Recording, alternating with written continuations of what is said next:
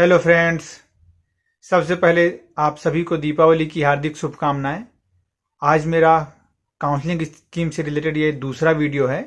तो सबसे पहले कुछ मिथ्स हैं वो मैं दूर कर देता हूं आप लोगों के लिए। स्टेट की काउंसलिंग और सेंट्रल काउंसलिंग ये दोनों अलग अलग चीज़ें हैं।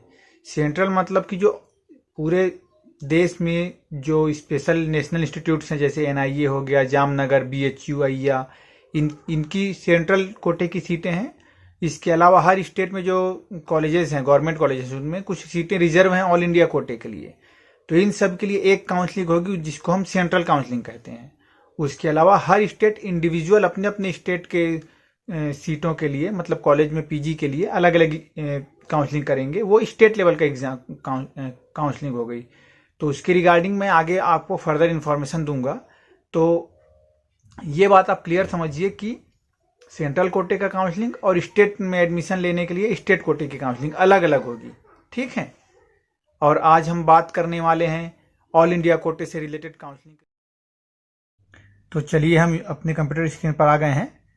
तो ये एक लेटर आया था, 7 तारीख को आया था ये लेटर। आप देखिएगा तो यहाँ 7 तारीख के एक लेटर है ये। इसमें लिखा हुआ है कि counselling for admission in all India quota seats of Ayurveda, Siddha, Unani and homeopathy, UG as well as PG courses for academic year 2021-2022 के रिगार्डिंग ये एक एप्लीकेशन, मतलब एक लेटर रिलीज हुआ था।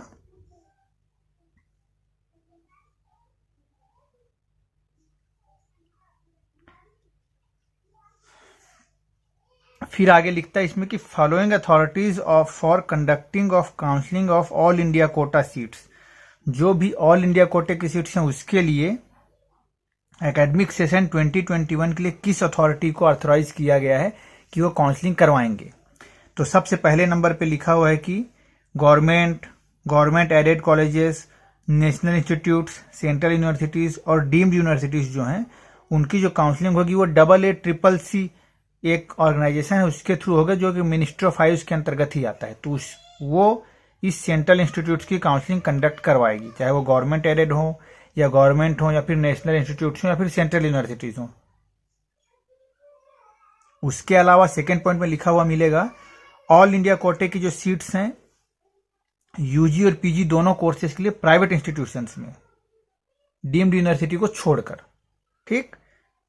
अदर देन डीम्ड यूनिवर्सिटी लिखा है। तो उसके लिए कौन सी अथॉरिटी कंडक्ट करवाएगी काउंसलिंग? तो respective counselling authority of state. तो जो भी स्टेट की जो अथॉरिटीज होंगी वो इस एग्जाम को कंडक्ट करवाएंगी। मींस जो गवर्नमेंट कॉलेजेस हैं जिनमें ऑल इंडिया कोटे की सीट हैं, या फिर गवर्नमेंट एडेड कॉलेजेस हैं, या फिर सेंट्रल यूनिवर्सिटीज हैं, या फिर नेशनल इंस्टीट्यूट्स हैं, या फिर जो डीम्ड यूनिवर्सिटीज हैं, इन सब की काउंसलिंग करवाएगी AA CCC, जो मिनिस्ट्री ऑफ आयुष की एक बॉडी है। उसके अलावा जो प्राइवेट कॉलेजेस की जो ऑल इंडिया कोटे की सीट्स हैं उसका जो काउंसलिंग करवाएगा वो है स्टेट गवर्नमेंट की अथॉरिटी करवाएगी। नेक्स्ट हम आगे बढ़ते हैं।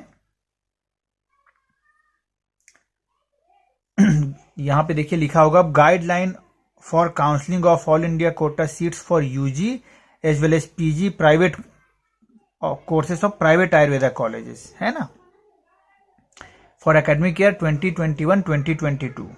तो इसमें लिखा हुआ है कि मिनिमम 2 राउंड्स होने चाहिए। कुछ रूल्स इसने बना कर दिए हैं कि जो प्राइवेट कॉलेजेस लेने वाले हैं काउंसलिंग में, तो उसकी स्कीम कैसी होगी। तो मिनिमम 2 राउंड्स होंगे काउंसलिंग फिलअप होने के, मतलब एक राउंड में जो सीट्स फिलअप नहीं होंगी उसके लिए दूसरी राउंड काउंसलिंग होगी।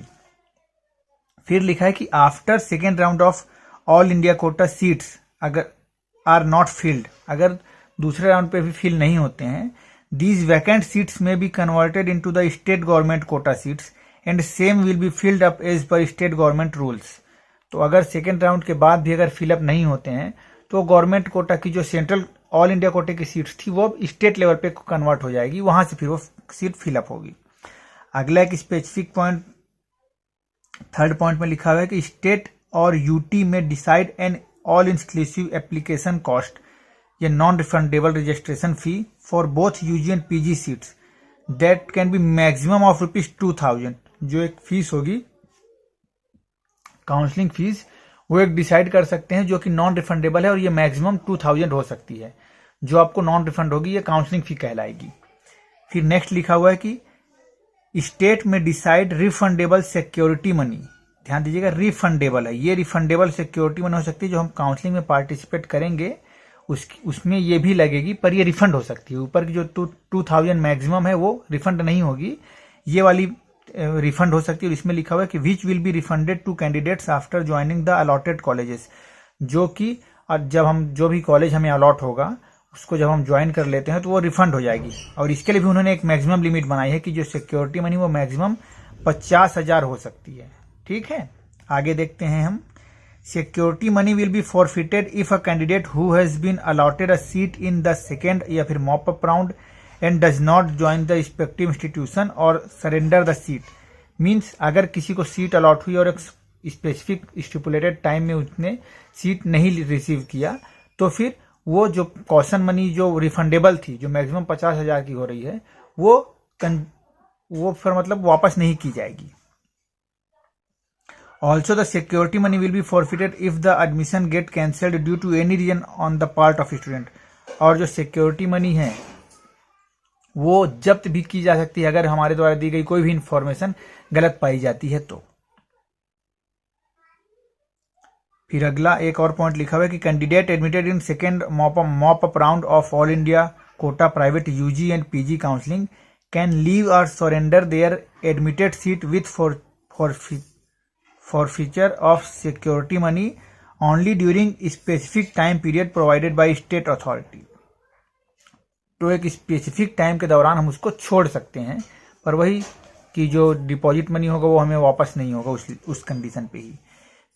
नेक्स्ट लिखा हुआ है there will be no requirement for any domicile certificate for allotment of seat in all India quota for both UG and PG seats, चाहे वो प्राइवेट इंस्टीट्यूशन हो चाहे गवर्नमेंट। तो अगर हम ऑल इंडिया कोटे की सीट लेते हैं तो वहां पे हमारे डोमिसाइल हमें रिक्वायर्ड नहीं होगा। तो जो मैंने लास्ट वीडियो में बताया था कि इंपॉर्टेंट डॉक्यूमेंट्स में एक डोमिसाइल था, तो अगर हम सेंट्रल कोटे से सीट ले रहे हैं, ऑल इंडिया कोटे की सीट ले रहे हैं, तो उस कंडीशन में डोमिसाइल हमारा रिक्वायरमेंट नहीं होगा। पर स्टेट में अगर हम स्टेट की सीट ले रहे हैं अपने, तो उसके लिए कि हम इस स्टेट के निवासी हैं उसके प्रूफ के रिगार्डिंग एक डोमिसाइल हमें रिक्वायर्ड रहेगा। अगला लिखा हुआ है reservation for allotment of all India quota UG and PG seats in private ASUs and H institutes. All India quota UG and PG seats of private ASU and H institutes are open in nature. इनमें कोई reservation scheme नहीं होगा, ये सब open condition की seat रहेंगी, ऐसा इनका कहना है। फिर क्वालिफिकेशन तो हम सबको पता ही है, क्वालिफिकेशन के बारे में मुझे ज्यादा बतलाने की आवश्यकता नहीं है। ये यूजी के लिए लिखा हुआ है कि 10+2 हमारा बायो स्ट्रीम से कंप्लीट होना चाहिए और फिजिक्स केमिस्ट्री बायोलॉजी में 50% से ऊपर ज्यादा मार्क्स होंगे, ऐसा कुछ कंडीशन इसमें लिखा होगा। आगे हम कुछ देख लेते हैं। पीजी में एडमिशन के लिए क्या रिक्वायरमेंट है मिनिमम, तो satisfactorily 1 year compulsory rotating internship as on or before 31 मतलब 31 दिसंबर 2021 के पहले। और इसी साल बस ये नियम लागू है, क्योंकि इसी बार बस छूट दी गई है कि 31 दिसंबर 2021 तक जिनकी इंटर्नशिप कंप्लीट होगी वो भी इस बार काउंसलिंग में पार्टिसिपेट करने के लिए एलिजिबल हैं। कहने का मतलब ये है कि हमारा इंटर्नशिप हमें कंप्लीट होना चाहिए, तभी हम पीजी में एडमिशन के लिए एलिजिबल होते हैं। फिर अगला लिखा होगा कि जो AIA PGET की जो हमारी एग्जाम हुई है उसमें मिनिमम 15th परसेंटाइल होना चाहिए, 50% मिनिमम होना चाहिए। और SC ST OBC जो नॉन क्रिमिलियर में आएंगे उनके लिए 40% होगा। ठीक, ये लिखा हुआ है 40%, तो इनका मिनिमम 40 परसेंटाइल होना चाहिए। और सेम अगर पर्सन विथ डिसेबिलिटी होगा तो 40% for SC ST and OBCs और 45% फॉर जनरल कैटेगरी के लिए, PWD कैटेगरी के लिए। तो PWD वाले जो है मतलब पर्सन विद डिसेबिलिटी वाले, उनमें अगर जनरल कैटेगरी का कोई है तो उसके लिए मिनिमम एलिजिबिलिटी के लिए 45 परसेंटाइल होना चाहिए। कैटेगरी वाले हैं तो 40 परसेंटाइल होना चाहिए।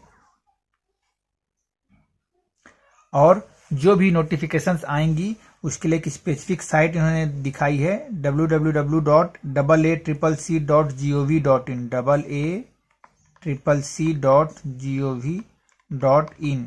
मैं नेक्स्ट वीडियो में इस साइट की एक विजिट भी आप लोगों के लिए करवा दूंगा, उसमें और बहुत सी इन्फॉर्मेशन है वो भी मैं आपको बतला दूंगा। तो आज के लिए फिलहाल इतना ही। उम्मीद है ये भी वीडियो कुछ इन्फॉर्मेटिव आपके लिए होगी और आपके काउंसलिंग में और आपकी डिसीजन मेकिंग में कुछ हेल्प करेगी। आगे के लिए बने रहिए। Thank you.